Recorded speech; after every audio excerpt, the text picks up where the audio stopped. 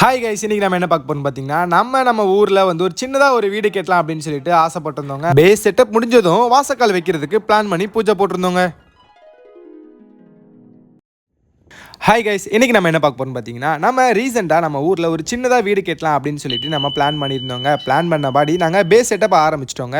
ஆரம்பித்ததுக்கப்புறம் அந்த வாசக்கால் வைப்பாங்க பார்த்தீங்களா, அதுக்கு நம்ம சின்னதாக ஒரு பூஜை கொடுத்துட்டு அதை வாசக்காலை வைக்கலாம் அப்படின்ட்டு நாங்கள் பிளான் பண்ணியிருக்கோங்க.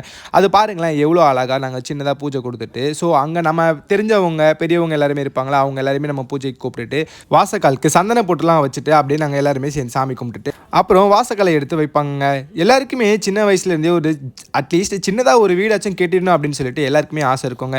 அது போல தாங்க எங்களுக்குமே ஒரு ஆசை இருந்துச்சுங்க. நாங்களாம் சின்ன பையனாக இருக்கும்போது அப்பா ஊரில் எப்படியாவது வீடு கட்டிடலாம் அப்படின்னு சொல்லி நாங்கள் பிளான் பண்ணிகிட்டே இருப்போம். இப்போவும் அந்த விஷயம் நிறைவேறுது அப்படின்னு வரும்போது வந்து ரொம்பவே ஒரு ஆனந்தமாக தாங்க இருக்குது. ஏன்னா எல்லாருக்குமே ஆசை இருக்கும்ல, அட்லீஸ்ட் நமக்கு ஒரு வீடாச்சும் இருக்கணும் அப்படின்றது. அது போல் நாங்கள் லேண்ட் வாங்கி இன்றைக்கி சிம்பிளாக வந்து ஒரு வீடாக ஆரம்பிச்சிருக்கோங்க.